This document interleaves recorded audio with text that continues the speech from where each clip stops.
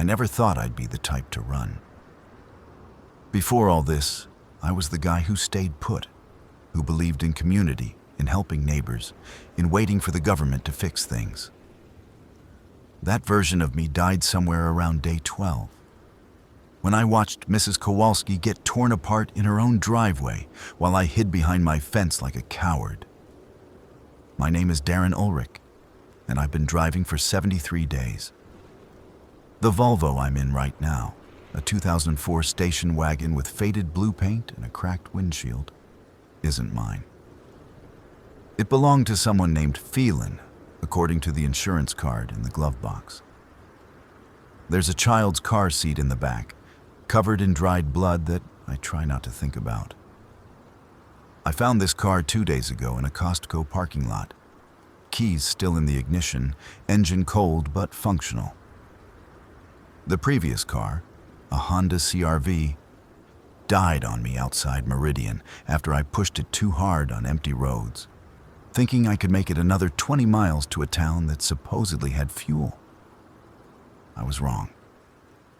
But I'm getting ahead of myself. You want to know how this started?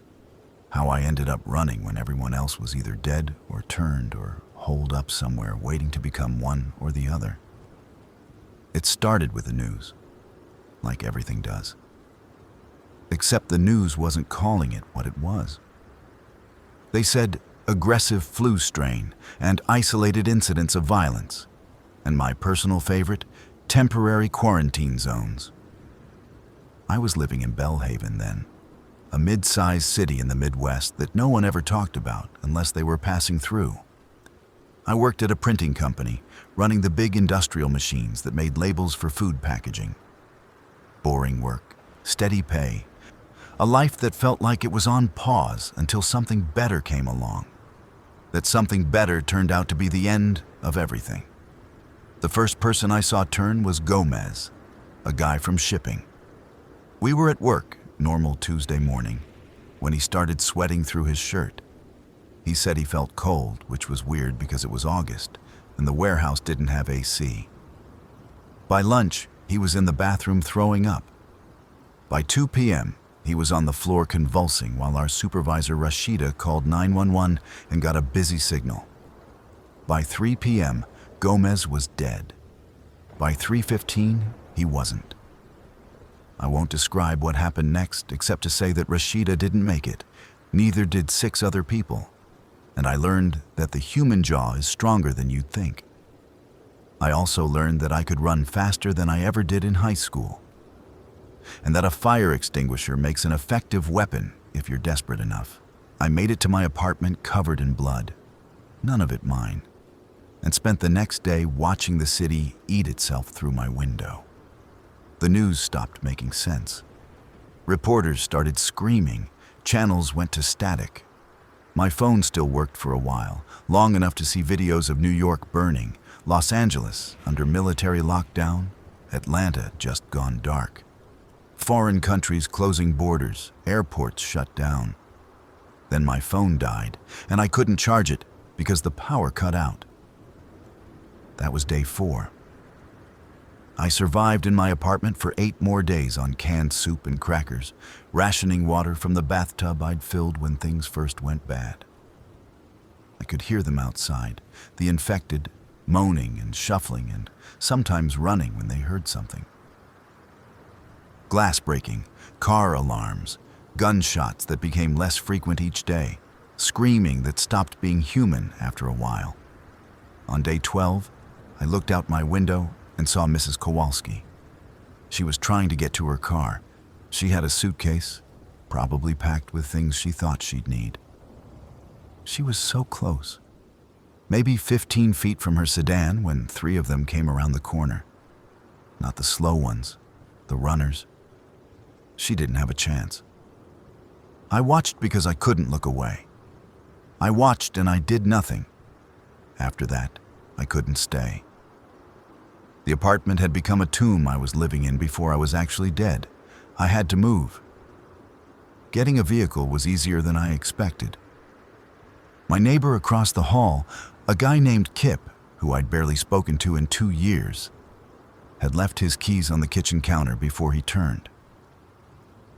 I know because I found him in his bedroom, still moving, still hungry, tied to a radiator with extension cords. Someone had tried to restrain him, maybe a friend or family member, before they fled. I didn't untie him. I took the keys to his Nissan Pathfinder and left. The Pathfinder had 3/4 of a tank, enough to get me out of Bellhaven. I drove south because north was Canada and the borders were closed. East was more cities, and cities meant more infected. West was mountains, and I didn't think I could survive winter in a car. South seemed like the option that wouldn't kill me immediately. The roads were chaos. Abandoned cars everywhere, some still running with doors open and no one inside. Bodies in various states. The infected wandering between vehicles, drawn to any sound or movement. I learned fast to drive smooth. No sudden acceleration, no honking, no braking hard. I learned to navigate around obstacles at 5 miles per hour, window cracked just enough to hear them before I saw them. I learned that some of them could run, really run, and those were the ones that gave me nightmares. The first time I had to change vehicles was outside a town called Pritchard. The Pathfinder's engine started making a sound like grinding metal, something I'd ignored too long because stopping meant exposure. When smoke started coming from under the hood, I didn't have a choice.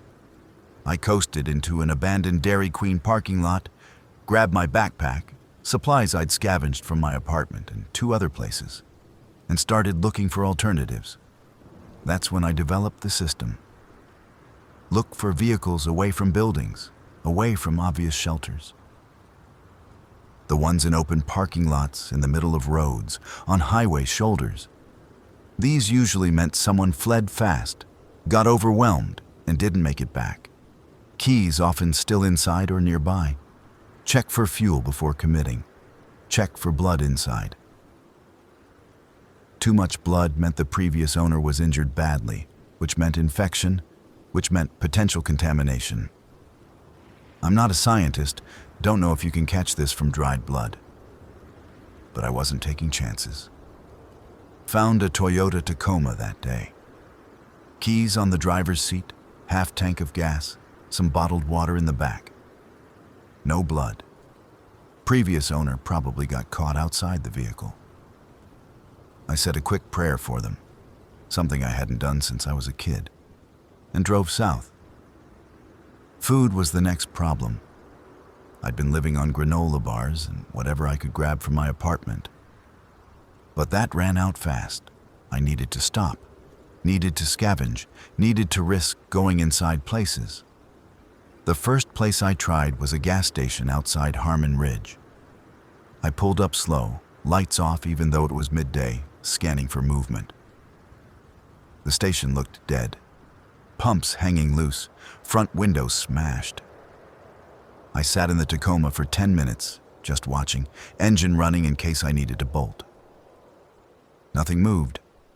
I got out, crowbar in hand, picked that up from a hardware store I'd raided a week back, and approached the building. The smell hit me first. Rot and chemicals and something sweet that made my stomach flip. I breathed through my mouth and stepped through the broken window. Inside was dim. Emergency lights long dead. Shelves ransacked, but not empty. People in a panic grab weird things. They take chips and soda and candy, leave behind canned goods, protein bars, beef jerky. They ignore practical stuff like batteries, duct tape, zip ties. I grabbed everything useful, filling my backpack, trying not to make noise. That's when I heard breathing. Not my breathing, someone else's, wet and ragged, coming from behind the counter. I froze, crowbar up, heart beating so loud I thought it would give me away. The breathing continued, steady, not aggressive. Not yet. I backed toward the door, slow, careful, not taking my eyes off the counter. Almost made it when my boot hit a can, sent it rolling across tile, loud as a gunshot in that silence. The breathing stopped.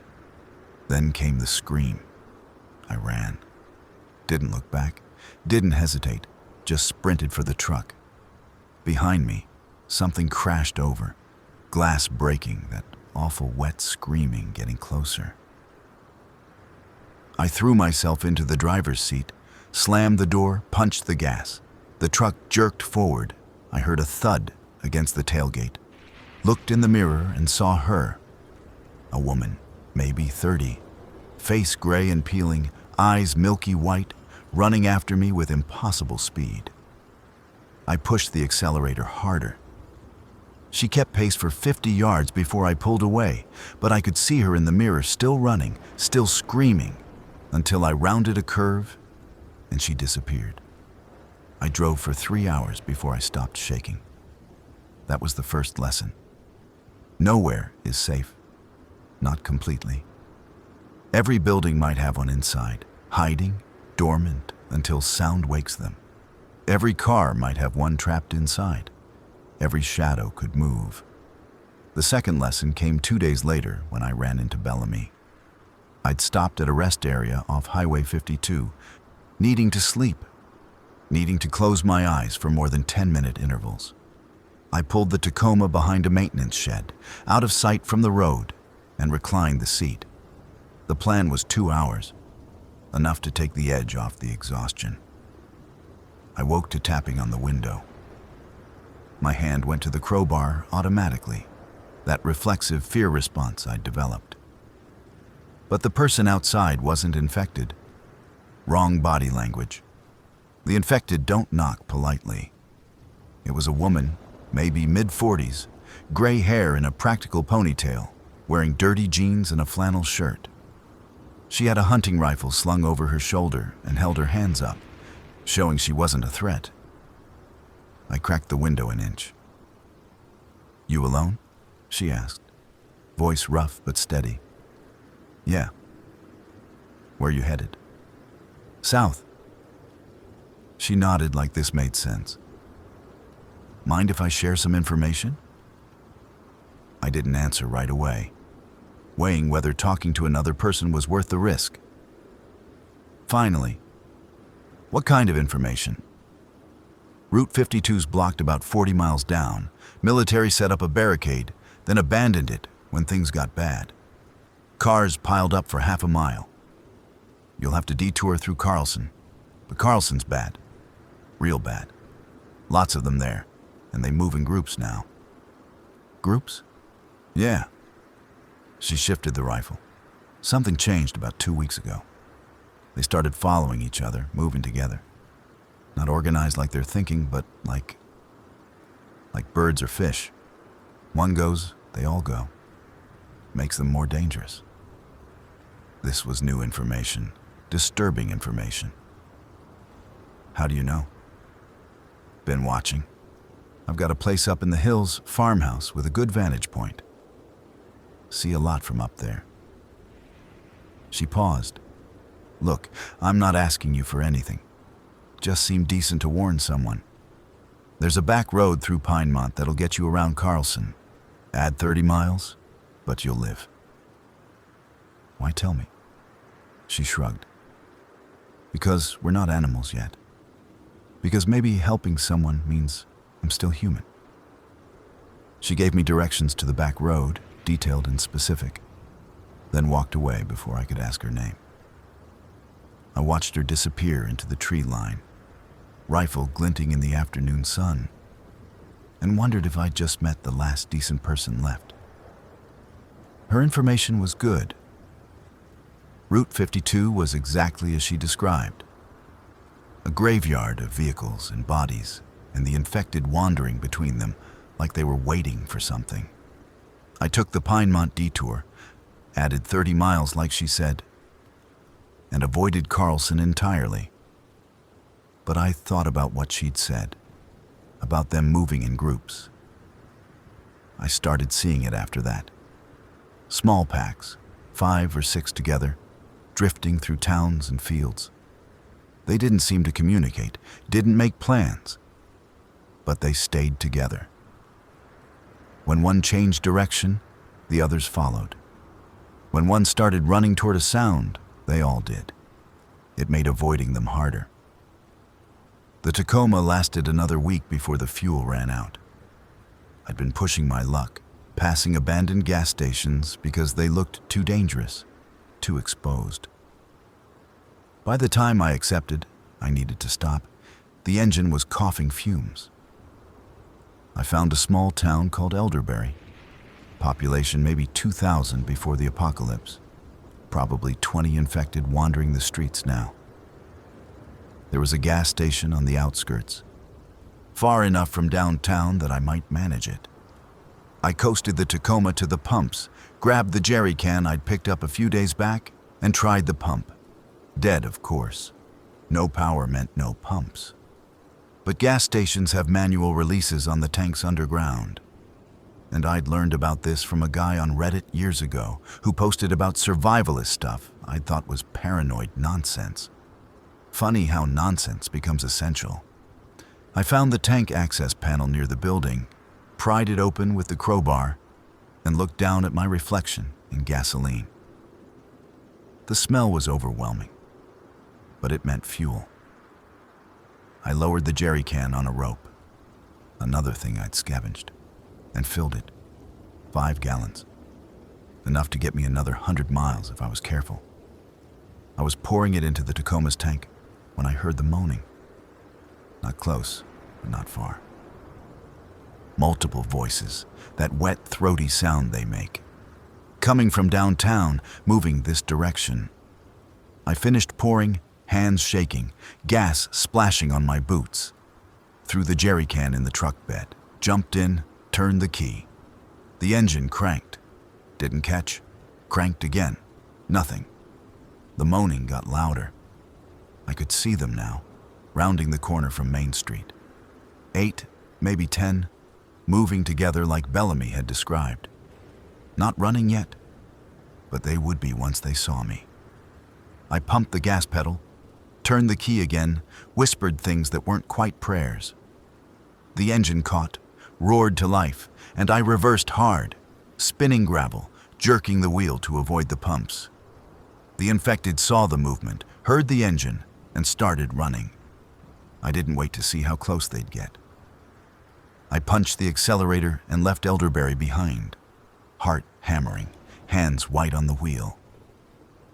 That night, parked in a cornfield with the windows up and doors locked, I made a decision. I couldn't keep pushing vehicles to empty. I needed to be smarter, more systematic. I needed a plan. The plan was simple. Never let fuel get below a quarter tank. Stop at every opportunity that looked even remotely safe. Carry extra fuel if possible. And most importantly, always have an exit strategy. I also decided to start mapping my route, keeping track of where I'd been, what I'd seen. I found a road atlas in an abandoned car. A Subaru Outback that became my next vehicle when the Tacoma started making concerning noises, and began marking it up. Red X for places too dangerous.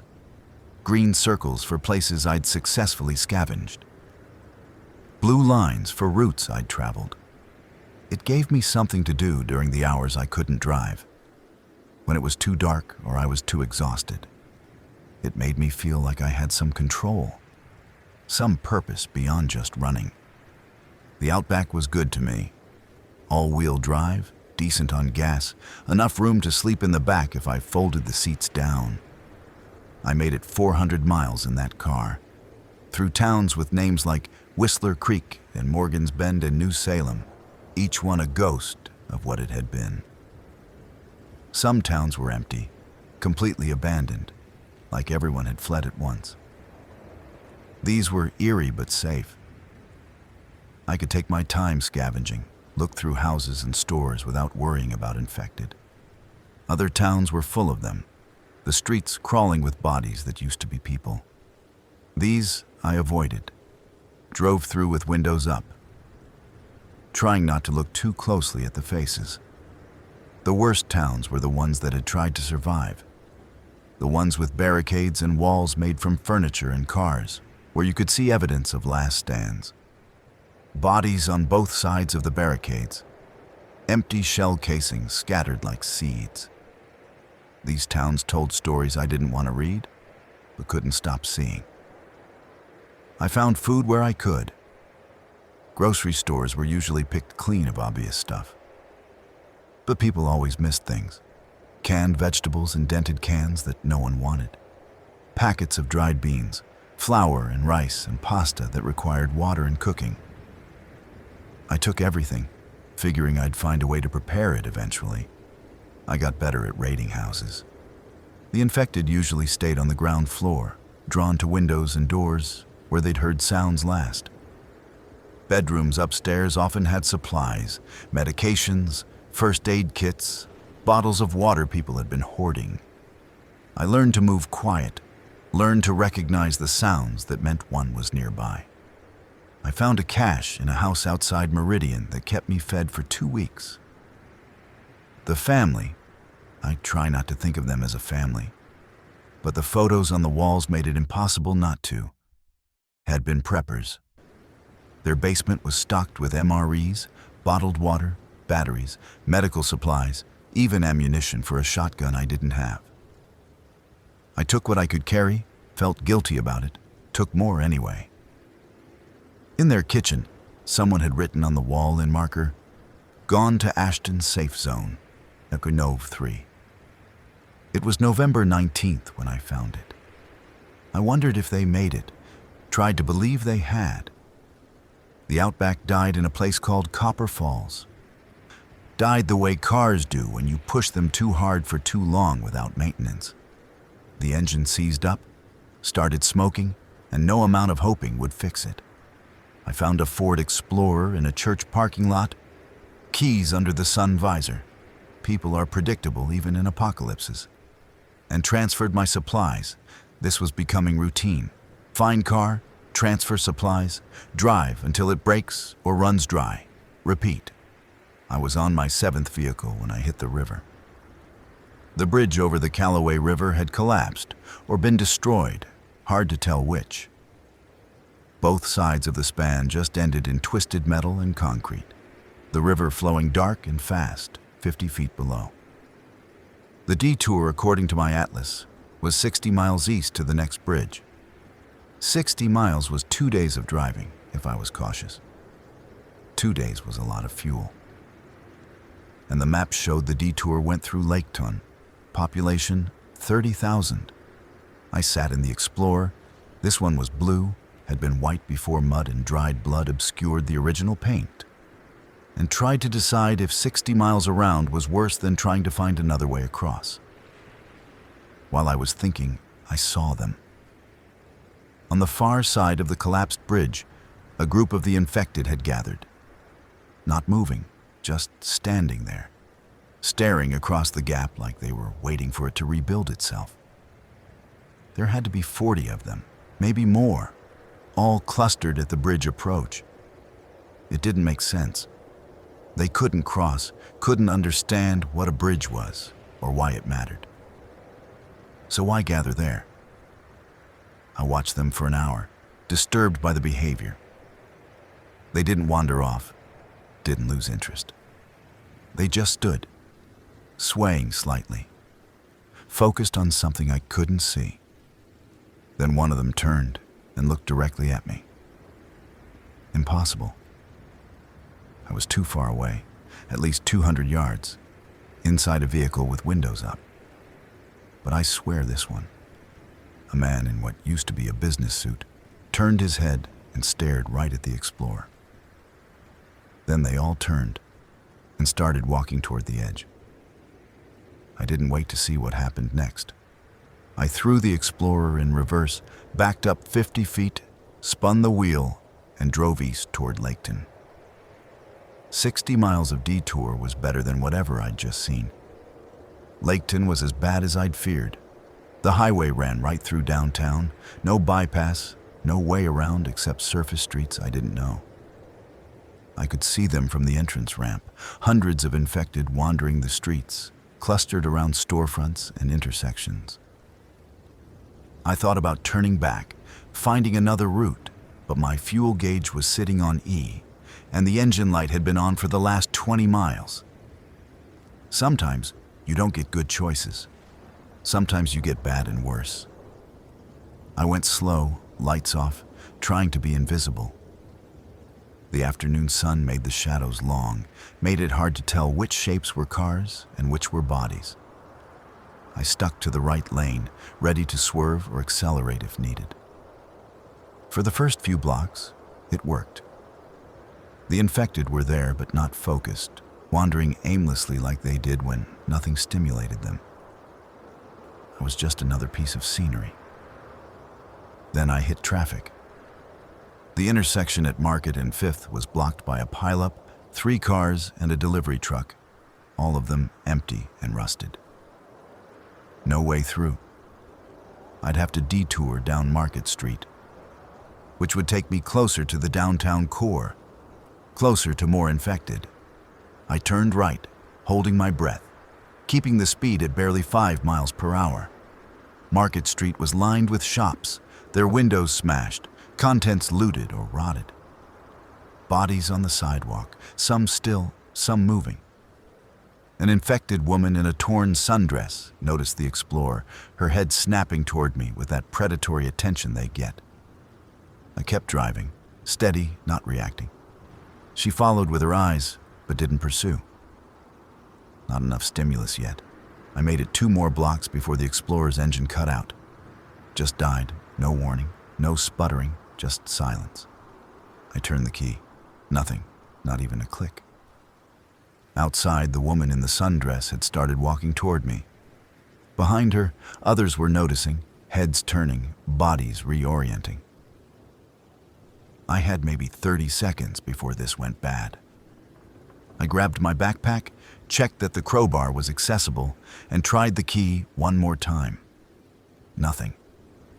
The explorer was dead. 40 infected were shambling toward me now, closing from multiple directions.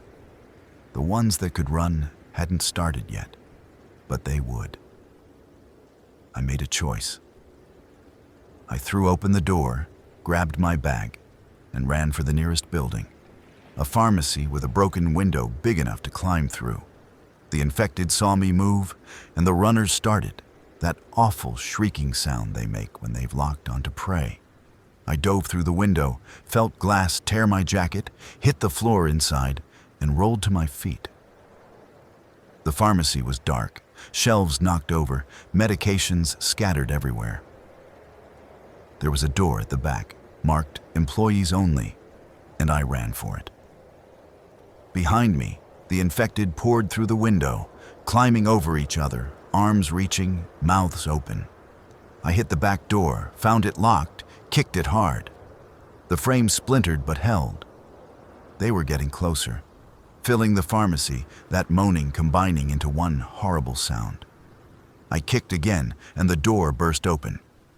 I stumbled through, slammed it behind me, and looked for something to barricade it. I was in a storage room, boxes of supplies, a desk, metal shelving. I shoved the desk against the door just as the infected hit it from the other side.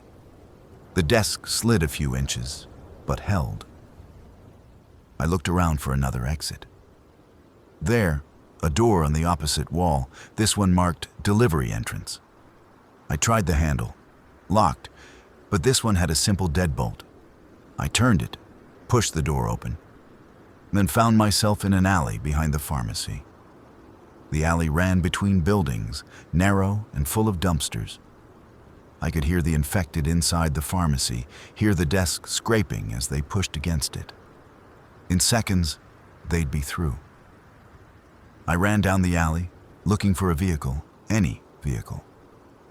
Found a delivery van parked behind what used to be a restaurant. Front wheel up on the curb, driver's door open. Please have keys, I thought. Please. I climbed into the driver's seat. No keys in the ignition. I checked the visor, the center console, the cup holders. Nothing. Behind me, the infected spilled out of the pharmacy's delivery entrance, saw me, and charged. I dove under the dashboard, looking for wires to hotwire the van. Something I'd learned from YouTube videos years ago and never thought I'd actually need. My hands shook as I pulled the plastic cover off the steering column, exposing the wiring beneath. The infected were 20 feet away. I found the power wires, red and yellow, stripped them with my teeth, twisted them together. The dashboard lit up. 10 feet. I found the starter wire, brown, touched it to the power wires. 5 feet. The engine turned over and caught. I slammed the door shut just as hands grabbed for it, threw the van in reverse and floored it.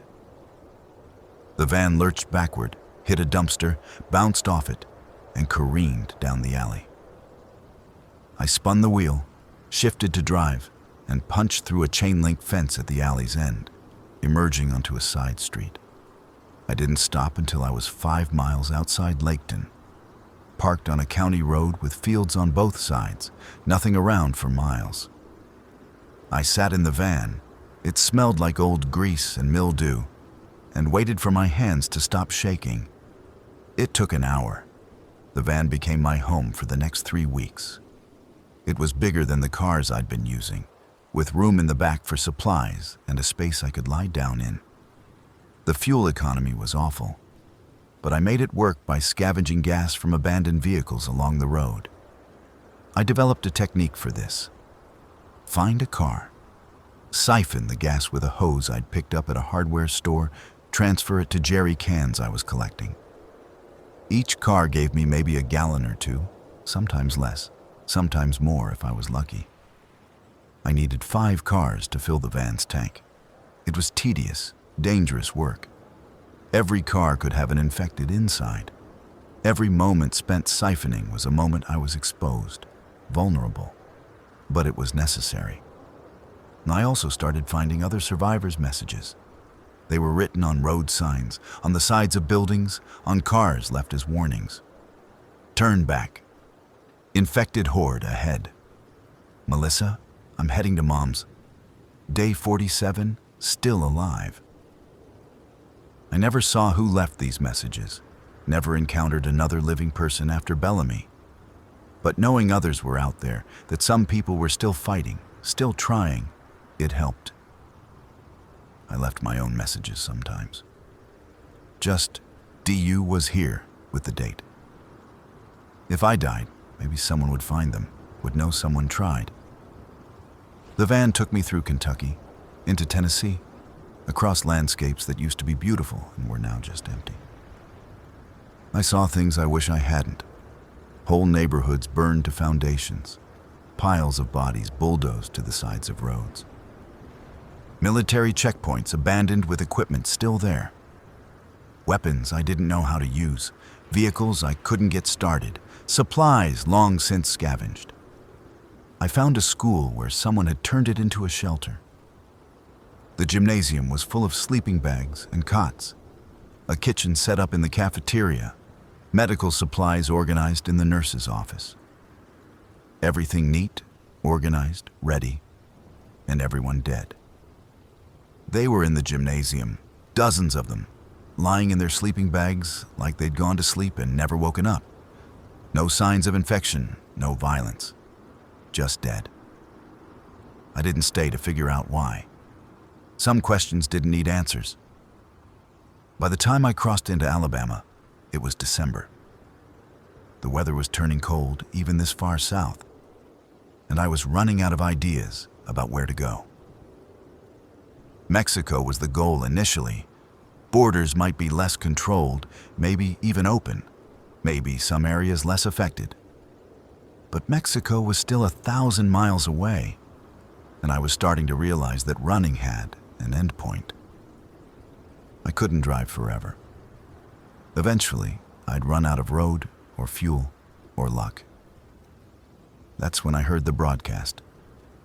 I'd been scanning radio frequencies every few days, hoping for something beyond static and old emergency broadcasts on loop. Usually, there was nothing. But on December 8th, I found something. It was faint, cutting in and out, but definitely a human voice. Refuge at Oakmont, supplies, military protection, Route 82, scan every hour. I listened for 3 hours before I caught the full message. There was a refugee camp at Oakmont military base. They had supplies and shelter. They were accepting survivors, and they broadcast coordinates on this frequency every hour. It could be real. It could be a trap. It could be nothing. Just an old recording playing on automation while everyone inside was dead or worse. But it was something. Oakmont was in Georgia, about 200 miles east of my current position. 200 miles was 4 days of careful driving, maybe 3 if I pushed it. I studied my atlas, plotting the route, looking for hazards. The most direct path took me through Atlanta's outskirts, which was suicide. The long way around added 100 miles, but kept me away from major population centers. I decided on the long way. The van's engine was making sounds I didn't like, grinding noises that suggested I was overdue for an oil change I couldn't give it. I found some motor oil in a garage and added it, hoping that would help. The grinding got quieter, but didn't stop. I gave the van another 50 miles before I'd need to switch vehicles again. I made it 30. The engine seized up outside a town called Hargrove. Smoke pouring from under the hood, that grinding sound becoming a shriek before everything just stopped. I coasted to the shoulder and got out to assess. The engine was done, completely destroyed. I could see oil leaking from multiple places, could smell burning metal. Hargrove was a small town, maybe 500 people before. Probably 50 infected now, based on what I could see. There'd be vehicles there. I grabbed my essential supplies, backpack with food and water, the crowbar, a knife I'd picked up, a first aid kit, and walked toward town. The van had gotten me this far. I felt stupid being sentimental about a vehicle, but I was anyway. Hargrove's main street had a dozen vehicles, most of them too old or too damaged to be useful. But there was a Jeep Cherokee parked in front of a diner, windows intact, tires inflated. I approached carefully, checking for infected. The street was clear, eerily quiet. I could see one of them in a storefront window, a man in coveralls, standing motionless like he was waiting for something. The Jeep's doors were locked. I used a rock to break the driver's window, reached in, unlocked the door. No keys inside. I checked the diner. Door unlocked, inside dark and reeking. No keys behind the counter, no keys in the kitchen. I was about to try hot wiring it when I heard the sound. A car engine, coming from the north end of town. I ducked behind the Jeep, peering over the hood. A pickup truck rolled down Main Street, moving slow but steady. Someone was driving it, another survivor. I stood up, waved my arms, shouted, "Hey, hey, I'm here." The truck stopped. The driver's door opened and a man got out. He was young, maybe early 20s, with a beard and dirty clothes. He had a pistol in his hand, but kept it pointed at the ground. "You alone?" he called. "Yeah. You?" "Yeah." He walked closer, cautious. "Name's Tycho." "Darren." We sized each other up, two animals deciding if the other was a threat. Finally, Tycho lowered the pistol completely. "What are you doing out here?" he asked. "Heading to Oakmont. Heard a broadcast about a refugee camp." His expression changed, something I couldn't read. "Oakmont. You know it? I came from there." He holstered the pistol. "It's not what they're saying." My stomach dropped. "What do you mean?" "I mean it's gone. The base got overrun 3 days ago. I barely got out." He gestured to the truck. "There's no refuge there, man. It's just another dead zone now." I didn't want to believe him, but his face told me he wasn't lying. What happened? Too many people showed up. Too many infected followed them. The walls didn't hold. He ran a hand through his hair. I saw thousands of them pour through. thousands. So, where are you going? Florida. Heard rumors about the Keys, said they might have evacuated everyone to the islands, might be safe there. He shrugged. Might be bullshit, but it's better than nothing. We talked for another 10 minutes. He told me about Oakmont, about how it had seemed safe until it wasn't, about how fast everything fell apart. I told him about my journey, about the 73 days of driving. Before he left, he gave me the keys to the Jeep. He'd taken them from a house down the street, planned to come back for it, but didn't need it now. Good luck, he said, climbing back into his truck. You too. I watched him drive south, toward Florida and whatever hope he'd find there. And I stood in the middle of Hargrove, trying to decide what to do next. Oakmont was gone. Mexico was still 1,000 miles away. Florida was an option, but Tycho had just taken that route. West was mountains and winter. East was the Atlantic. North was where I'd come from, cities and death and nothing worth going back to. I got in the Jeep, started the engine, and sat there. For the first time since I started running, I didn't know where to go. The Jeep had 3/4 of a tank and a Bible in the glove compartment. I drove west, no particular destination, just motion for the sake of motion. Days blurred together after that. I stopped keeping careful track, stopped marking my atlas. What was the point?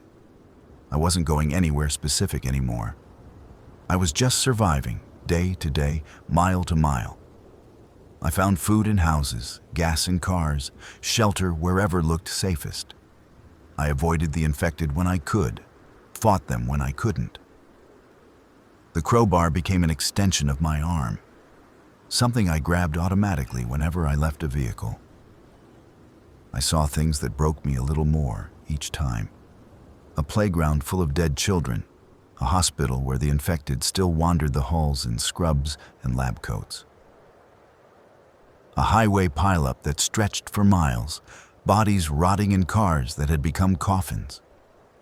I also saw moments of strange beauty. A herd of deer crossing a field at sunrise, unaware or uncaring that the world had ended. A thunderstorm over empty farmland. Lightning illuminating clouds, with no one around to see it but me. Abandoned buildings being reclaimed by vines and weeds. Nature starting the slow process of taking everything back. I started talking to myself, full conversations, because the silence was worse than the sound of my own voice. I'd narrate what I was doing, ask myself questions, answer them. Sometimes I'd pretend I was talking to someone else. My brother Kellen, who lived in Seattle, and who I'd never know if he survived, or my friend Remy from college, or just an imagined companion who didn't judge me for being scared. The Jeep lasted longer than I expected, made it almost 800 miles before the transmission started slipping. I traded it for a Honda Pilot in a town called Everton, then traded that for a Dodge Durango when the Pilot's brakes failed. I was getting efficient at the vehicle switching routine. Could clear out one car and load up another in under 10 minutes, if needed. My standards had lowered too. I'd drive vehicles that were damaged, missing mirrors, had busted headlights. As long as the engine ran and it had fuel, it was good enough. I crossed into Mississippi in January. The weather was mild, which helped. I'd been worried about winter, about getting trapped by snow or ice. But this far south, it barely dipped below freezing. Food was getting harder to find. Most places had been picked over. And I wasn't brave enough to venture deep into cities where supplies might still exist. I lived on canned vegetables and stale crackers, lost weight I couldn't afford to lose. I learned to hunt, sort of. Found a .22 rifle in a farmhouse and taught myself to shoot cans off fence posts. Never actually hit anything alive. Rabbits were faster than I expected, and deer heard me coming from too far away. But the practice made me feel competent. I also found a guide to edible plants in a library and started supplementing my diet with things I foraged. Dandelion greens, wild onions, berries that the book promised weren't poisonous. I got sick once from something I misidentified, spent 2 days curled up in the back of the Durango with stomach cramps. But I survived. Everything was about survival now. Not living, not planning, just surviving one more day. The Durango died in February outside a town called Silverton. Died the way they all did eventually, used up and broken. I found a Toyota 4Runner with half a tank and kept going. I'd been on the road for 147 days.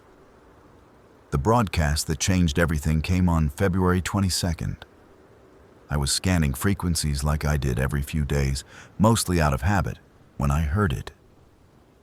This is Colonel Rashawn Thorne broadcasting from the USS Constellation. If you can hear this, we are conducting rescue operations along the Gulf Coast. Survivors should make their way to designated pickup zones. Coordinates follow. I grabbed a pen, wrote down the coordinates on the margin of my atlas. The nearest pickup zone was Mobile, Alabama, about 200 miles south. The broadcast repeated every hour, same message, same voice. Colonel Thorne sounded official, military, real. Not like the Oakmont broadcast, which had been vague and desperate.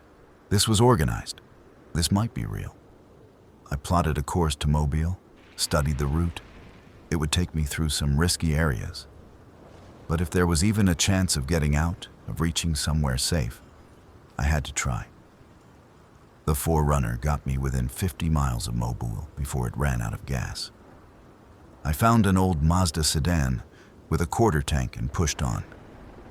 The closer I got to the coast, the more survivors I saw evidence of. Fresh tire tracks on the roads, recent messages spray-painted on signs. Camps that had been abandoned only days ago still had warm ash in the fire pits. Others were heading to Mobile too. I reached the outskirts on February 25th. The city was bigger than anywhere I'd been since leaving Bellhaven, and I could see immediately that it was bad. Smoke rising from multiple fires, infected everywhere, wandering streets in those disturbing groups I'd seen before.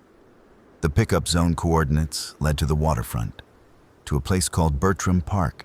According to my atlas, it was right on Mobile Bay, easy access for boats. I had to get through the city to reach it. I ditched the Mazda. It was too small, too vulnerable, and found a Chevy Suburban with a bull bar welded to the front. Someone had reinforced this vehicle for exactly this kind of situation. The windows had mesh screens screwed over them. The doors had additional locks, and the back was full of supplies someone hadn't lived to use.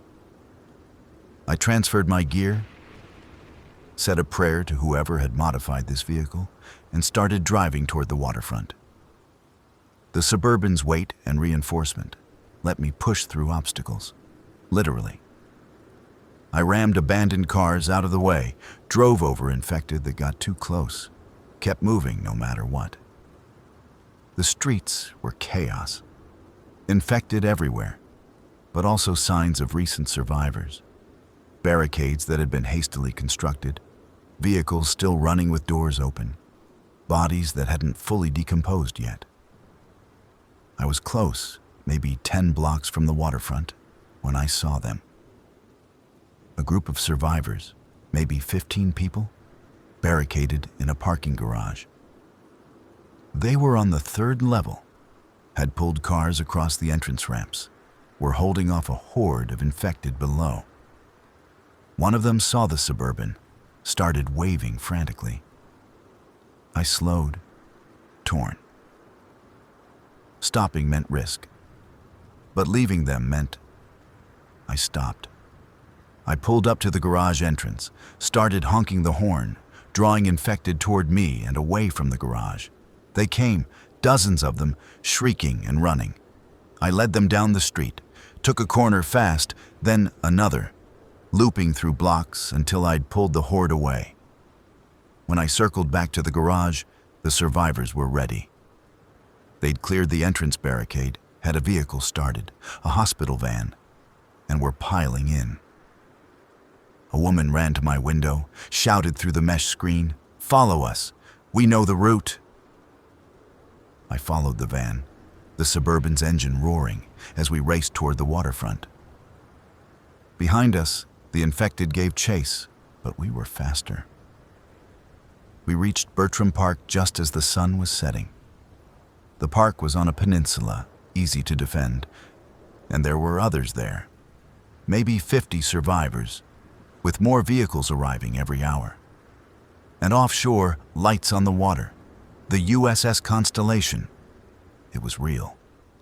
The Navy was conducting rescue operations, using helicopters to ferry people from the shore to the ship. The operation was organized, military personnel coordinating everything, making sure the infected didn't overrun the park. I abandoned the Suburban. It had gotten me here, done its job, and joined the line of survivors waiting for evacuation. The woman from the parking garage was ahead of me. Her name was Larkin. She'd been a teacher before, had been trying to reach mobile for 2 weeks. "Where'd you come from?" she asked. "Bellhaven. Been driving since November." She looked at me with something like awe. "You've been on the road that long?" "Yeah." "Alone?" "Mostly. We waited in that line for 6 hours. Helicopters came and went, taking groups of 12. The military kept the infected back with spotlights and gunfire. It felt surreal, organized, like something from before. When it was my turn, I climbed into the helicopter with 11 other people. The pilot, a woman with captain's bars, gave us a thumbs up. We lifted off, leaving Bertram Park below, leaving the infected and the city and the roads I'd been driving for 153 days. I looked out the window as we flew over Mobile Bay, saw the Constellation ahead, huge and lit up, safe. I'd made it. The ship was a city unto itself. Thousands of survivors, organized into sections, given assignments, given purpose. They had food, clean water, medical care, safety. They debriefed me, asked questions about my journey, about what I'd seen. I told them about the infected moving in groups, about the towns that had tried to survive, about the messages I'd found. They told me about the bigger picture, things I hadn't known. The infection had started in Central Africa, spread faster than anyone predicted. 90% of the world's population was dead or infected. Governments had collapsed. Infrastructure was gone. But there were survivors. Pockets of resistance, safe zones, military installations still operational. The Constellation was part of a larger fleet conducting rescue operations along the coasts, trying to save whoever could be saved. They were taking survivors to the Azores, a chain of islands in the Atlantic that had somehow remained uninfected. It would take weeks to get there. But it was safe. It was a future. I was assigned a bunk, given clean clothes, fed a hot meal that made me cry because I'd forgotten what hot food tasted like. That night, lying in a clean bed for the first time in months, I thought about everything I'd survived. The vehicles I'd driven, the close calls, the people I'd met and lost. Bellamy, Tycho, Larkin, the messages left by strangers, the radio broadcasts that had given me direction. I thought about Mrs. Kowalski in her driveway, about watching her die while I hid. I thought about Kip, tied to his radiator, and the Jeep keys I'd taken. I thought about the family in Meridian who'd gone to Ashton's safe zone and probably never made it. I thought about all the vehicles I'd abandoned along the way, each one a small monument to survival. A piece of my journey left scattered across a dead nation. The engines that carried me, the fuel that kept me moving, the roads that led nowhere and everywhere. I'd escaped an infected nation using only vehicles, switching from car to car, tank to tank, mile to mile. because stopping meant dying, and dying meant becoming one of them. I'd made it. Against odds I still didn't fully comprehend, I'd made it. And as I drifted off to sleep, feeling the gentle rock of the ship, I let myself believe that maybe finally I could stop running. But sleep didn't come easy. It never did anymore. I lay there in the narrow bunk, listening to the unfamiliar sounds of the ship. The hum of generators, the distant voices of crew members, the gentle groan of metal. And my mind wouldn't shut off. The debriefing officer, a commander named Whitfield, had asked me questions I didn't have good answers to. Did you notice any patterns in their behavior? Were there areas more heavily infected than others? Did you encounter any organized survivor groups? I told him what I knew, what I'd seen, but it felt inadequate. I'd spent 5 months running, not studying. I'd been focused on survival, not reconnaissance. But something stuck with me now that I was trying to remember. The infected gathering at the collapsed bridge, all of them focused on the far side like they were waiting. The groups moving together, not organized, but coordinated somehow. The ones in the pharmacy that had seemed almost dormant until I made noise. Whitfield had been particularly interested in that last part. Dormant? He'd asked, leaning forward. Not dead, just still. Like they were in standby mode or something. He'd written this down, exchanged a look with the other officer in the room, a woman named Lieutenant Vasquez. What? I'd asked. We've been getting similar reports from other survivors, Whitfield had said. The infected seem to be evolving, developing new behaviors. Evolving how? That's what we're trying to determine. The conversation had ended there, but it bothered me. The infected were already nightmares, fast, relentless, strong beyond reason. The idea that they were changing, becoming something worse. I finally drifted off sometime after midnight. And when I did, I dreamed of roads stretching forever, of fuel gauges on empty, of hands reaching through broken windows. The next morning, I woke to an announcement over the ship's PA system. All survivors, report to the mess deck for orientation at 0800. I joined the stream of people heading toward the mess, all of us in donated Navy clothing, all of us with the same haunted look. We'd survived, but we carried it with us. The mess deck was packed, maybe 300 people crammed into a space designed for fewer.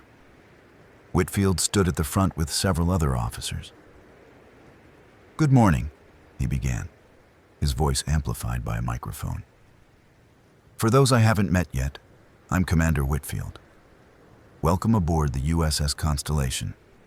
You've all been through hell, and you're all here because you refuse to give up. That takes strength." Murmurs of agreement rippled through the crowd. "I want to be straight with you about what comes next," Whitfield continued. "We're part of a multinational rescue effort. The Constellation is one of 12 ships conducting operations along the Atlantic and Gulf coasts. Our destination is the Azores, where a coalition of surviving governments has established a safe zone. The journey will take approximately 3 weeks. 3 weeks. After months of running, 3 weeks seemed both impossibly short and eternally long. While aboard, everyone will have assignments. We need help with meal prep, laundry, maintenance, medical care. If you have skills, medical, mechanical, anything, let us know. We're all in this together." He went on to explain the rules, the schedules, the safety protocols. It was all very organized, very military, very different from the chaos I'd been living in. After the orientation, I was assigned to the kitchen detail. Turned out my experience operating industrial machines at the printing company translated reasonably well to operating industrial dishwashers. It was mindless work, but I didn't mind. It gave me something to do, kept my hands busy. I met others during those shifts. There was Cyrus, a guy from Atlanta who'd survived by living in a water tower. Mira, a woman who'd been a park ranger and had guided a group of hikers to safety before making her way to the coast. Dashiell, a kid who couldn't have been more than 16, who'd lost his entire family but still found ways to smile. We didn't talk much about what we'd been through. It was too raw, too personal. Instead, we talked about before. Jobs we'd had, places we'd been, stupid things we missed like coffee shops and movie theaters, and being able to walk outside without fear. Sometimes at night, groups would gather on the deck and share stories. Not the horror stories, but the survival stories. The clever ways people had avoided the infected, the lucky breaks, the moments of unexpected kindness. Larkin told about finding a stash of canned peaches in a gas station bathroom, of all places, and how she'd eaten them with her fingers and cried because they tasted like normalcy. Cyrus told about living in the water tower, about realizing he could lower a bucket on a rope to grab supplies from the building below, about the 3 weeks he'd spent up there watching the city die. I told about the vehicles, about switching from car to car, about the Suburban with a bull bar that had gotten me through Mobile. We laughed sometimes, which felt wrong, but also necessary. Humor was another survival tool, another way to process the impossible. On the 5th day, Vasquez found me in the kitchen. "Ulrich, right? Darren?" "Yeah." "Commander Whitfield wants to see you." My stomach dropped. Did I do something wrong? No, nothing like that. Just come with me. I followed her through the ship's corridors to a small office. Whitfield was there with a map spread across the desk. "Darren, sit," he said. "I want to go over your route in detail." For the next 2 hours, I traced my journey on the map, marking towns I'd passed through, areas I'd avoided, places where I'd seen heavy infected concentrations. Whitfield asked detailed questions about numbers, behaviors, timing. "You said you noticed them moving in groups around mid-November?" "Yeah, maybe the 2nd or 3rd week. And before that, they were more random, solo or pairs, wandering aimlessly." He marked this on a separate chart. "And the dormant ones in the pharmacy, that was when?" "December 8th. More notes. "Did you see that behavior anywhere else?" I thought about it. Maybe. There were places where buildings seemed empty, but I'd get a feeling, like something was watching. I'd leave without investigating, so I don't know for sure. "Trust those instincts," Vasquez said. "They kept you alive." After they dismissed me, I asked, "Why does this matter? The behaviors?" Whitfield considered his answer. "Because if we're going to reclaim anything, we need to understand what we're facing. The infection isn't static. It's changing, and we need to change with it." That night, I couldn't sleep again. I kept thinking about what he'd said about reclaiming things. Part of me had accepted that everything was lost, that the world before was gone forever. But if they were talking about going back, about taking land back from the infected, was that even possible? The ship had a small library, books donated or salvaged from God knows where. I found myself there often, reading anything that took my mind away.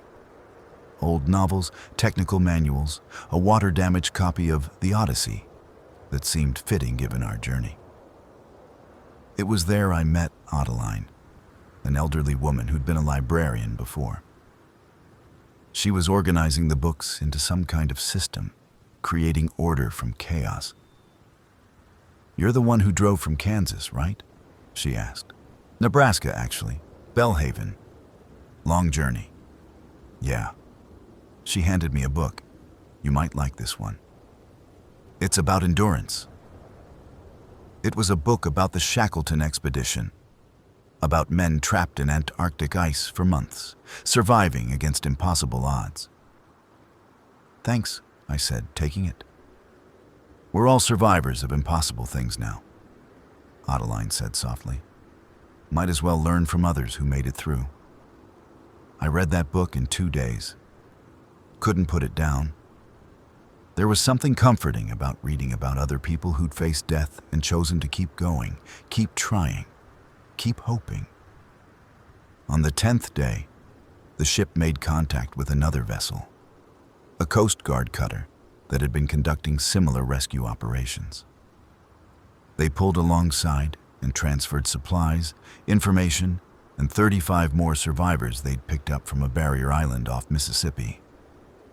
Among them was someone I recognized, Tycho. We spotted each other across the deck, both of us doing double takes, disbelief on our faces. Darren? He called out. Holy shit, Tycho! We met in the middle, didn't quite hug, but came close. Two people who'd intersected briefly in hell and somehow both made it out. Florida? I asked. Didn't make it that far. Got stuck in Pensacola when my truck broke down. Found a boat instead, ended up drifting until the Coast Guard found me. He looked me over. You made it to Mobile. Barely. We found a quiet corner and swapped stories.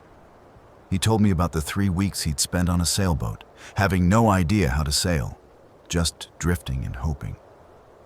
I told him about the Suburban, about the rescue operation, about finding the constellation. You hear about Oakmont? He asked.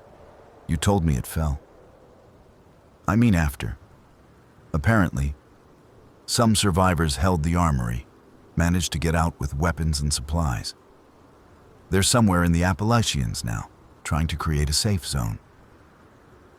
Where'd you hear that? Guy on the Coast Guard ship. Said his sister made it out, radioed him before they went dark. It was the first I'd heard about survivors actively fighting back, building something instead of just running. Think it'll work? I asked. Tycho shrugged. If anyone can survive up in mountains, might be possible. Natural barriers, lower population density. Maybe. We talked until late. Two people who'd chosen different paths and ended up in the same place anyway. It felt important somehow, like proof that decisions mattered less than persistence. On the 15th day, we encountered our first major storm. The Atlantic in March is unpredictable, and we hit weather that turned the ship into a carnival ride. Waves 30 feet high, wind that howled through every gap, rain so thick you couldn't see 10 feet. Most of us survivors were ordered below deck, strapped into bunks or holding on to whatever was bolted down. The crew worked the storm, maintaining the ship, while we just tried not to get thrown around. I'd faced infected hordes, driven through cities of the dead, gone days without food. But that storm scared me in a different way. In a vehicle, I had control, could make decisions, could act. In the ship, I was at the mercy of forces so much bigger than me. The storm lasted 18 hours.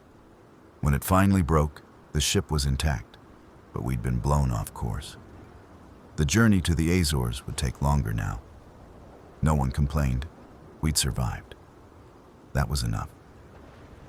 On the 20th day, I was on deck during evening free time when Whitfield found me. How you holding up, Darren? Fine, I guess. Weird being still after months of moving. I bet. He leaned against the railing beside me. I wanted to thank you. The information you provided, the behavioral observations, it's been valuable.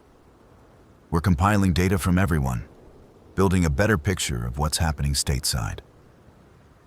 And it's not good. The infection is definitely evolving. Reports of infected showing problem-solving behaviors, using tools, even communicating in basic ways. Communicating? Not language, but coordination beyond what we initially saw. Some survivors reported seeing them set ambushes, use tactics. My blood went cold. That's not possible. We didn't think any of this was possible 6 months ago. He watched the sun setting over the ocean. The world changed, Darren. Everything we knew, everything we thought was impossible, it's all different now. So what do? We adapt. We survive. We learn. He turned to face me. When we get to the Azores, there's going to be decisions to make. Some people want to stay there, build a new life, forget about the mainland. Others want to go back, want to fight, want to reclaim what was lost. What do you want? I want my country back. I want my home back. But I also know that might not be possible. Not in my lifetime. He paused. What about you? You spend 5 months running away from something. You ready to run toward it instead? I didn't have an answer. Not yet. The Azores appeared on the 23rd day. A chain of green islands rising from the Atlantic, beautiful and untouched and safe. The approach was cautious. Military vessels escorting us, verification protocols ensuring we weren't bringing infection. They took blood samples from everyone, ran tests, kept us in quarantine on the ship for 3 more days while they confirmed we were clean.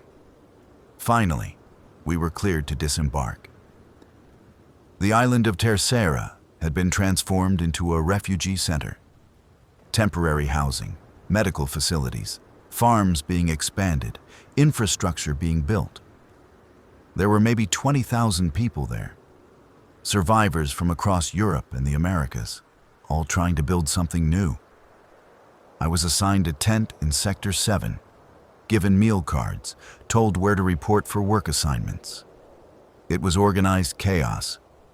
Everyone trying to establish normalcy in an abnormal world. I spent my first week there in a daze, walking around, meeting people, trying to adjust to the idea that I could sleep without fear, could eat regular meals, could exist without constant vigilance. It should have felt like relief. Instead, it felt empty. I'd spent so long moving, so focused on the next mile, the next vehicle, the next day, that I didn't know how to just be still. Tycho felt it too. We'd grab meals together, walk the perimeter, talk about nothing and everything. Feels wrong, doesn't it? He said one evening. Being safe. Yeah. Like we don't deserve it. Yeah. Everyone we left behind, everyone who didn't make it, they'd want us to enjoy this, right? To live? Probably. But knowing what we should feel and actually feeling it were different things. I started having nightmares. Every night, the same dreams. Driving on empty roads, fuel gauge on empty, infected in the mirrors getting closer, knowing I wouldn't make it this time. I'd wake up gasping, disoriented, reaching for weapons I didn't have anymore.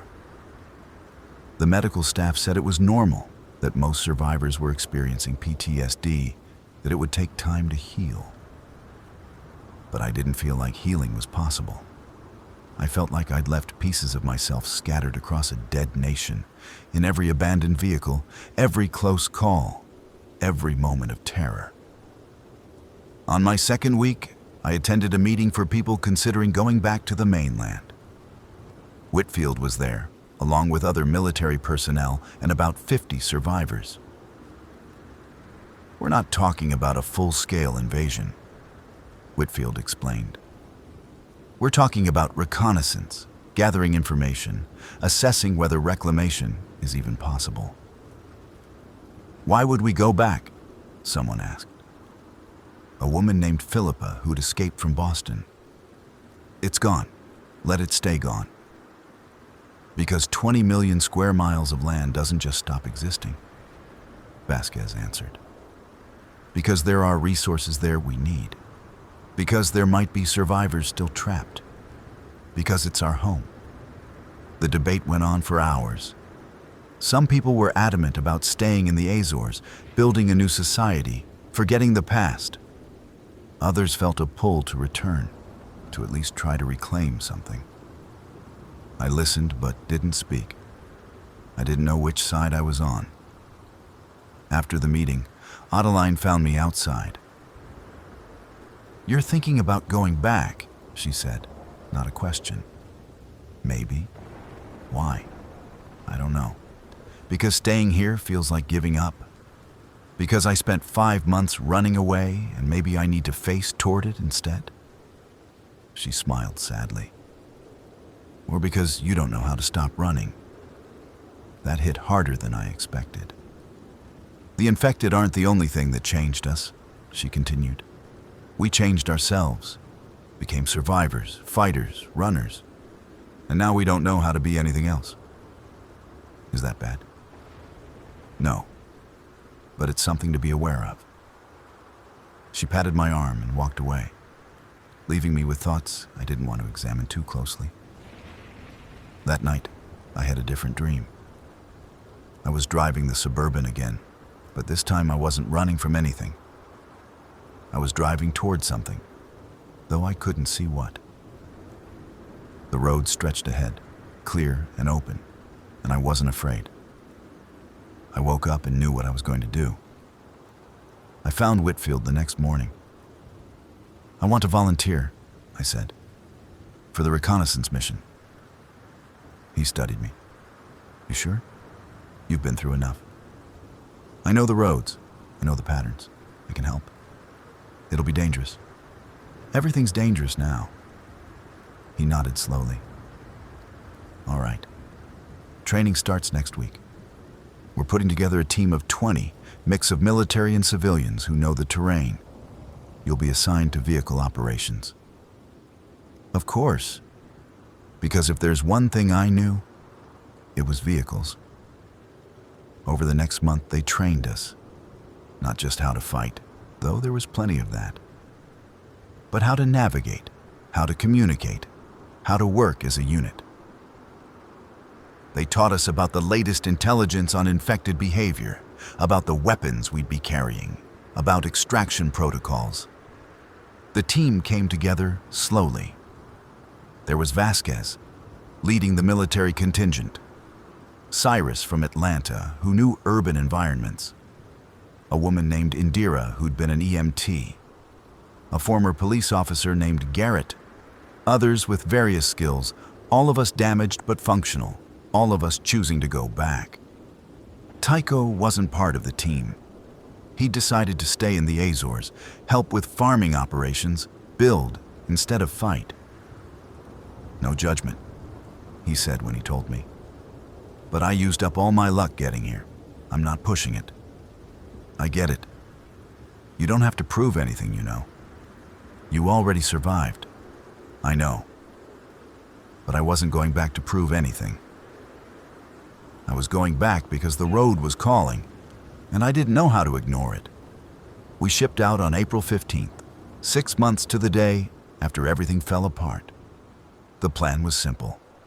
Land in Charleston, make our way inland, gather intelligence for 3 weeks, extract. Simple plans never survive contact with reality. We landed by helicopter just before dawn, touched down in a clearing that used to be a park. The city was silent, eerie, buildings standing like tombstones. The infected were there, of course. We could see them in the streets, moving in those coordinated groups. But something was different now. They'd built things. Not structures, exactly, but barricades.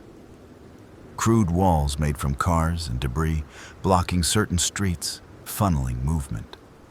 It was primitive, but deliberate. "They're controlling territory," Vasquez whispered, lowering her binoculars. We watched for an hour, documenting everything, before moving to our vehicles. 2 reinforced trucks that had been dropped in with us. I drove one, A Chevy Silverado with armor plating and mesh windows. Back in my element, hands on a wheel, road ahead. We made it 12 miles before everything went wrong. The infected had set an ambush. Actual tactics, using rubble to force us onto a specific street where hundreds of them waited. We fought our way out, lost 2 people, Garrett and a military specialist named Kemp, and barely made it to a defensible position. That night, holed up in an office building, Vasquez made the call. "We're extracting early. This mission is compromised." "We barely got here," Cyrus protested. "And we've already learned what we needed to know. They're evolving faster than we thought. This information is more valuable than 3 weeks of reconnaissance."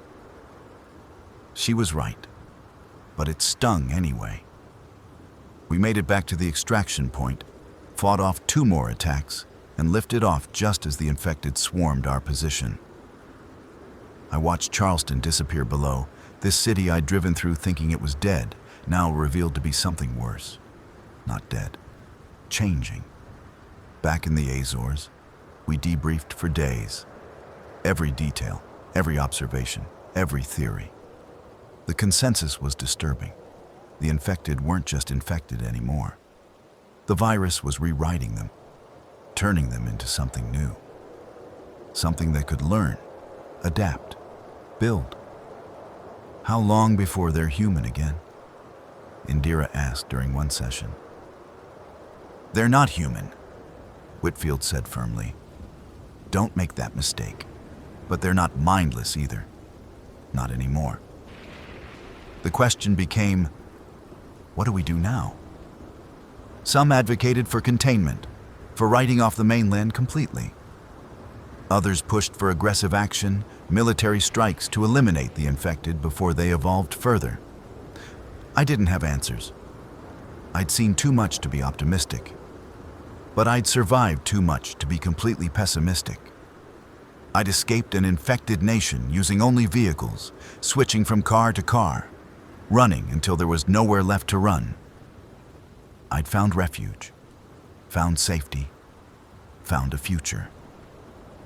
But part of me was still out there, still driving those empty roads, still listening for the next engine, the next tank of gas, the next mile. Maybe that's what survival does to you. Changes you into something that can never quite stop moving, even when you've reached the destination. I volunteer for every reconnaissance mission after that. Over the next year, I make 7 trips back to the mainland, each one revealing more about what's happening. The infected are building communities, not societies. They lack the cognitive ability for that. But organized groups with territory and basic cooperation. They've learned to use tools, to set traps, to respond to threats in coordinated ways. We're no longer dealing with a plague. We're dealing with a new species. On my 8th mission, 18 months after everything started, I drive through Bellhaven. I don't know why I request this route. Maybe closure, maybe curiosity, maybe just the need to see where it all began. The city is changed beyond recognition. Buildings collapsed, streets overgrown, infected everywhere. I drive past my old apartment, see the window I used to look out from. I drive past the printing company where Gomez turned. I drive past Mrs. Kowalski's house, see her car still in the driveway, rust-covered and full of vines. The world I knew is gone. But I'm still here, still driving, still surviving. We extract from Bellhaven with minimal contact, head back to the Azores with data on population distribution and behavioral patterns. That night, lying in my bunk on the ship, I think about Kip's Pathfinder, that first vehicle. I wonder if it's still there, parked somewhere in Bellhaven, slowly becoming part of the landscape. I think about all the vehicles I drove, The Tacoma and the Outback and the Explorer and the van and the Jeep and the Durango and the Forerunner and the Mazda and the Suburban. Each one a chapter in a story I'm still writing. Each one a mile marker on a road that never quite ends. I close my eyes and drift to sleep, dreaming of highways and fuel gauges and the sound of engines turning over, carrying me toward whatever comes next. Because that's what survivors do. We keep moving, we keep driving, we keep going, mile after mile, tank after tank, day after day, until we can't anymore. And even then, we find another vehicle, another route, another way forward. Because stopping means dying. And I'm not ready to die yet. Not while there's still road ahead, not while there's still fuel in the tank. Not while there's still a chance that somewhere beyond the next curve, there's something worth reaching. So I keep driving.